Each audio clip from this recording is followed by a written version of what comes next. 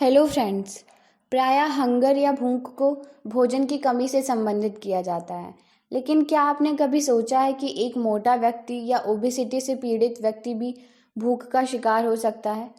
तो आज हम इस तरह की भूख की बात करेंगे, जिसमें भोजन की कमी नहीं बल्कि न्यूट्रिएंट्स या पोषक तत्वों की कमी होती है। इस तरह की भूख की कमी को या हिडन हंगर या छिपी हुई भूख कहते हैं। तो आज के वीडियो में हम जानेंगे कि छिपी हुई भूख अर्थात हिडन हंगर क्या है, इसके क्या कारण हैं, इसे किस तरह से सही किया जा सकता है, इंडियन गवर्नमेंट इसके लिए क्या प्रयास कर रही है और इसमें आगे की दिशा क्या हो सकती है। तो आज के वीडियो में हम यही जानने की प्रयास करेंगे।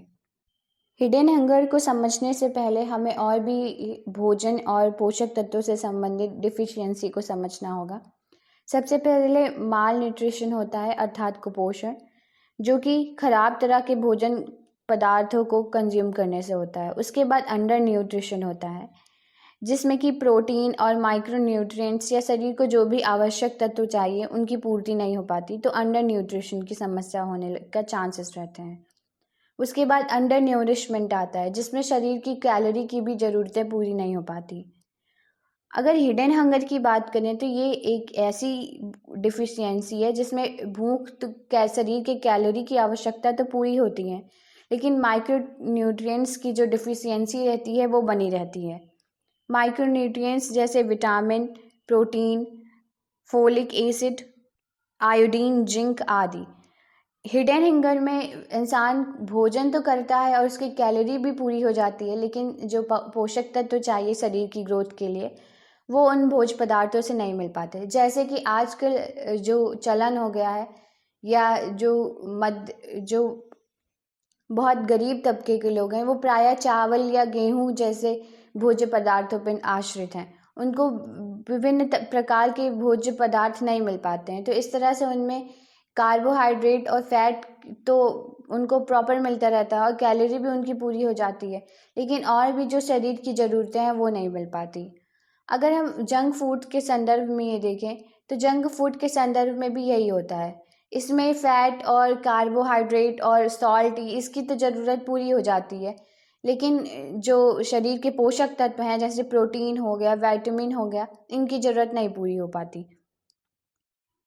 अगर हिडन हंगर की प्रचलन की बात करें कि ये किस तरह के देशों में है, डेवलपिंग कंट्रीज़ में है, डेवलप्ड कंट्रीज़ में है, तो ऑब्वियसली ये डेवलपिंग कंट्रीज़ में ज़्यादा है, लेकिन डेवलप्ड कंट्रीज़ में भी इसके प्रॉपर स्टैटिस्टिक देखने को मिलते, प्रॉपर नंबर देखने को मिलते हैं।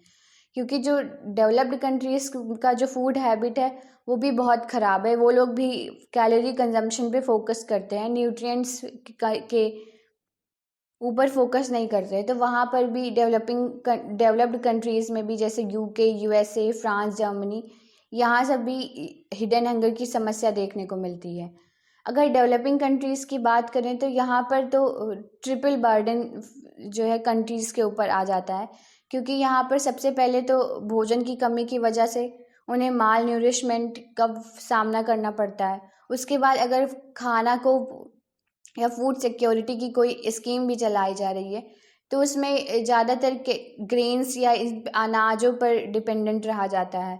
तो इसके कारण जो शरीर के पोषक तत्व हैं उनकी आवश्यकता नहीं पूरी हो पाती, तो यहाँ पर हिडन हंगर हो जाता है। तो यहाँ पर न्यूरिशमेंट और हिडन हंगर तीनों समस्या डेवलपिंग कंट्रीज़ को फेस करनी पड़ती हैं। अगर इसके स्टैटिस्टिक पे जाएं तो food and agricultural organization and international food policy research ने एक अनुसंधान किया था, जिसके अनुसार दुनिया में आज 2 बिलियन लोग हैं जिन्हें हिडन हंगर की समस्या का सामना करना पड़ रहा है।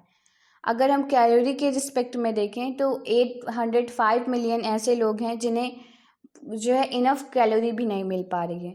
तो ये है आज दुनिया में हिडन हंगर की सिचुएशन। अगर कोरोना पैंडमिक के बाद इसके बारे में बात करें तो आज सरकारें बहुत सारे फूड सिक्योरिटी की स्कीमें चला रही हैं, लेकिन ज़्यादातर ये जो स्कीम्स निर्धारित हैं इनमें गेहूं या अनाज या और भी जो अनाज है उनके प्राइसेस कम कर दिए गए हैं, लेकिन जो शरीर के अन्य ज़रूरतों को पूरा करने के लिए जो पोषक तत्व हैं उनके, जैसे दाल हो गई या अंडे हो गए, इनका जो प्राइस है वो उतना ही है, यहाँ तक कि बहुत बार प्राइस इसका बढ़ चुका है। तो इस वजह से जो गरीब तबका है वो अपनी जो माइक्रो न्यूट्रिएंट्स की ज़रूरतें हैं उसे नहीं पूरा कर पा रहा है। तो ये हिडन हंगर की समस्या कोरोना पैंडेमिक के बाद और भी ज़्यादा गहराती जा रही है। और अगर डेवलपिंग कंट्रीज़ जैसे इंडिया, पाकिस्तान, बांग्लादेश और बहुत सारे अफ्रीकन कंट्री, अगर इनकी बात करें तो यहाँ पर ये सिचुएशन और भी ज़्यादा ख़राब है। आइए अब हम छिपी हुई भूख अर्थात हिडन हंगर के कारणों की पड़ताल करते हैं। अगर सबसे पहला कारण देखें तो वो है गरीबी। आज दुनिया के जो भी देश हैं उन्हें दो तरह से विभाजित किया जा सकता है। एक ऐसे देश जिसमें पर कैपिटा इनकम बहुत ज़्यादा है और दूसरे ऐसे देश जिसमें पर कैपिटा इनकम बहुत कम है। अगर हिडन हंगर के प्रॉब्लम्स की बात करें तो दोनों कंट्रीज़ फेस करती हैं, लेकिन ऐसे देश जहाँ पर कैपिटा इनकम बहुत कम है वो फूड आइटम्स पे ज़्यादा खर्च नहीं करते और वो ये समस्या बहुत ज़्यादा फेस करते हैं। जैसे कि साउथ अफ्रीका की कंट्री और एशिया के बहुत सारे देश, भारत और बांग्लादेश और बहुत सारे ऐसे गरीब देश हैं जो इस तरह की जो है गरीबी की वजह से ही हिडन हंगर की समस्या को फेस करते हैं। अगर हम दूसरा कारण देखें तो वो मोनोक्रॉपिंग या non conventional techniques of farming. पहले जो बहुत सारी देश होते थे वो बहु कृषि प्रणालियों से खेती करते थे, जिसमें वो एक साथ बहुत सारी फसलों की खेती करते थे। लेकिन जब से फर्टिलाइजर्स और पेस्टिसाइड्स आने लगे हैं, बहुत सारी फसलों की खेती करना एक साथ पॉसिबल नहीं हो पा रहा है, जिसकी वजह से ये जो मोनोक्रॉपिंग की तकनीक आई है इससे भी हिडन हंगर में बढ़ावा मिला है। क्योंकि जो पहले गरीब लोग भी होते थे, जब एक साथ बहुत सारी फसलें उगाते थे तो उनकी जो विभिन्न प्रकार के भोज्य पदार्थ मिल जाते थे उनके खाने में। लेकिन जब से मोनोक्रॉपिंग तकनीक अपनाई जा रही है, एक ही तरह के भोज्य पदार्थों को के लिए उनको निर्भर रहना पड़ा है, तो ये एक समस्या है। और जो आजकल जो है फार्मिंग में बहुत सारे पेस्टिसाइड्स और फर्टिलाइजर्स का प्रयोग किया जाता है, तो ये एक तरह से प्रोडक्शन को तो बढ़ाते हैं लेकिन जो उनकी न्यूट्रिएंट्स रहते हैं उसको कम कर देते हैं। तो ये भी एक समस्या है जिसकी वजह से हिडन हंगर बढ़ता जा रहा है। अगर तीसरी समस्या देखें तो वो सोशल इनइक्वालिटी और जेंडर डिस्क्रिमिनेशन है। आज बहुत सारी जो हिडन हंगर की प्रॉब्लम है उसे ज़्यादातर महिलाएं और लड़कियां और छोटे बच्चे फेस करते हैं। तो इसका बहुत बड़ा कारण ये है कि हमारी कंट्री में या बहुत सारी जो नॉन डेवलपिंग कंट्रीज़ हैं, डेवलपिंग कंट्रीज़ हैं, वहाँ पर जेंडर डिस्क्रिमिनेशन बहुत ज़्यादा है। औरतों के और प्रेग्नेंट वुमेन के और जो एडोलेसेंट लड़कियां हैं उनके भोज्य पदार्थों का या उनकी माइक्रो न्यूट्रिएंट्स का जो नीड है उसका ध्यान नहीं रखा जाता है, जिसकी वजह से आगे की पॉपुलेशन कमज़ोर होती है और हिडन हंगर की जो समस्या है वो और भी ज़्यादा बढ़ जाती है। अगर अगली समस्या देखें तो वो सब्सिडी और इंसेंटिव्स को लेकर है। आज भी बहुत सारे जो किसान खेती करते हैं वो इसलिए करते हैं कि इस जो है अगर किसी विशेष फसल की खेती करेंगे तो इस पर उनको प्राइस ज़्यादा मिलेगा। और ये सरकार की एक बड़ी कमी है कि वो अनाजों पे या ऐसी चीज़ों पर इंसेंटिव्स ज़्यादा देती है, सब्सिडी उन पर देती है, लेकिन जो रियल में जो शरीर के माइक्रो न्यूट्रिएंट्स की नीड्स को पूरा करते हैं उन पर जो समर्थन मूल्य है वो कम रहता है। तो इस तरह से ये एक बड़ा कारण है जिसकी वजह से हिडन हंगर की समस्या बढ़ रही है। अगर हम अगला कारण देखें तो वो हेल्थ और एजुकेशन के बारे में अवेयरनेस नहीं है लोगों को। इस अवेयरनेस की वजह से लोगों के पास जब रिच भी रहते हैं तो वो कुछ भी खाया पिया करते हैं और बैड फूड हैबिट्स को अपनाते हैं। तो इस वजह से भी जो है एजुकेशन की लैक की वजह से और अवेयरनेस की कमी की वजह से हिडन हंगर बढ़ रहा है। जोग्राफिकल लोकेशन भी एक प्रमुख कारण है जो कि हिडन हंगर को बढ़ावा देता है। प्रायः अगर हम बात करें तो अगर इंडिया की बात करें तो इंडिया में जो नॉर्थ वेस्टर्न स्टेट हैं जैसे कि पंजाब हो गया, राजस्थान हो गया, यहाँ के लोग प्रायः उसी तरह की फूड कंजम्पशन करते हैं जिस तरह की वो खेती करते हैं। और बंगाल और असम के लोगों को देखें या फिर कर्नाटका, तमिलनाडु, यहाँ पर देखें तो यहाँ पर अगर स्पेसिफिकली बंगाल की बात करें तो यहाँ पर चावल और माछ का प्रचलन ज़्यादा है। तो इस तरह से ये लोग वही फूड कंजम्पशन करते हैं जो उनकी ज्योग्राफी के हिसाब से इजीली अवेलेबल रहता है। तो ये भी एक ज्योग्राफिकल फैक्टर है जो हिडन हंगर को बढ़ावा देता है। इसके लिए सरकार अगर राज्यों के मध्य में प्रॉपर व्यापार करने का छूट दे दिया जाए तो इस समस्या को कम किया जा सकता है। अगर नेक्स्ट देखें तो वो है गवर्नमेंटल पॉलिसीज़ भी कभी कभी जो अगर लॉन्ग टर्म बेनिफिट को लेकर नहीं काम करती तो हिडन हंगर को बढ़ावा देती हैं।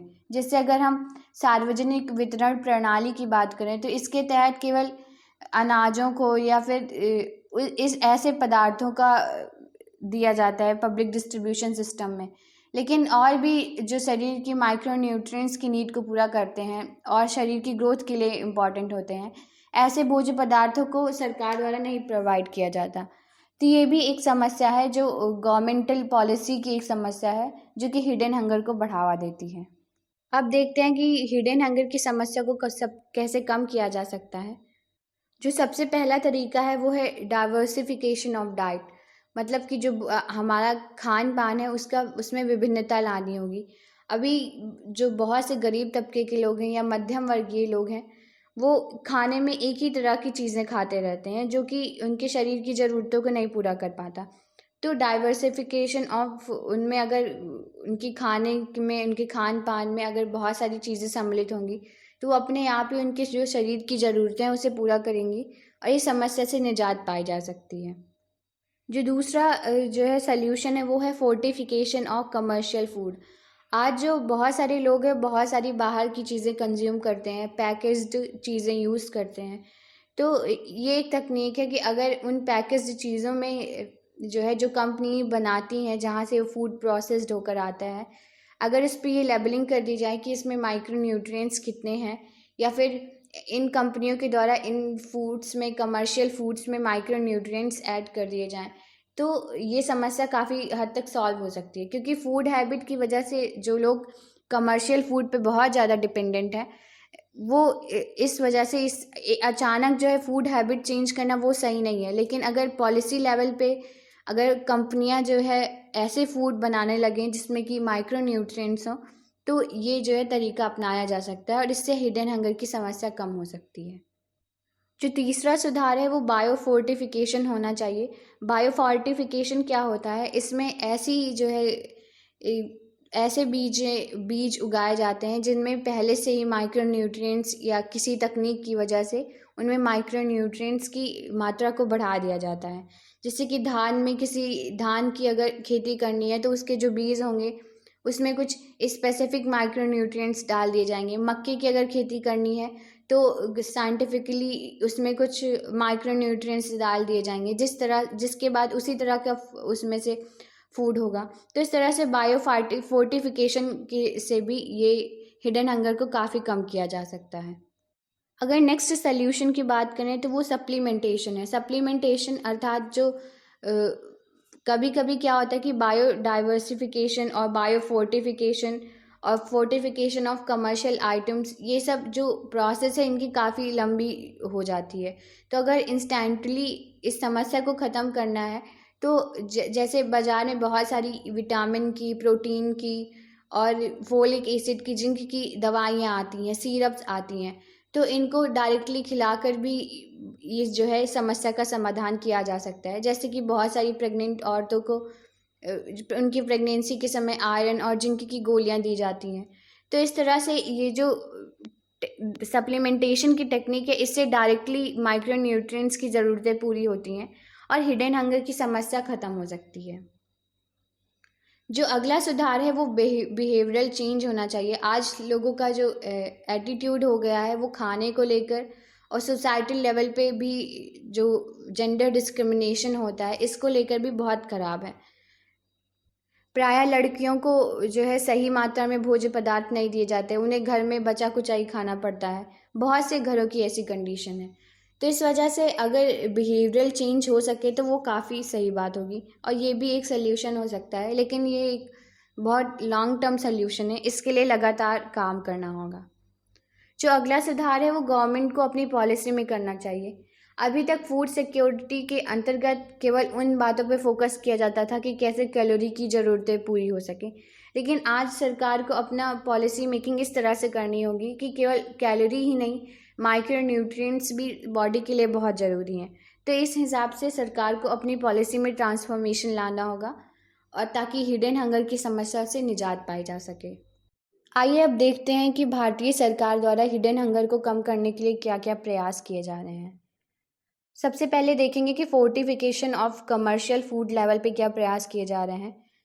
रिसेंटली 2019 में food safety and standard regulation 2019 जनवरी में आया था, जिसके अनुसार कि कमर्शियल फूड पे फोर्टिफिकेशन लोगो लगाना अनिवार्य हो गया था।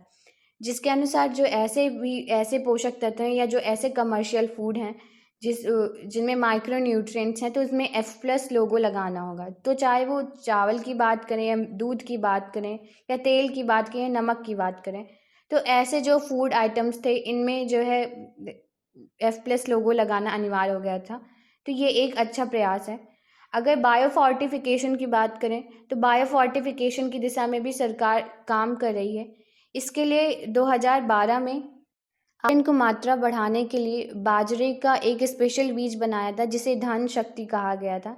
इसका सबसे पहले जो प्रयोग हुआ था महाराष्ट्र में हुआ था, और 2013 के बाद से इसे पूरी कंट्री में अलाउ कर दिया गया था।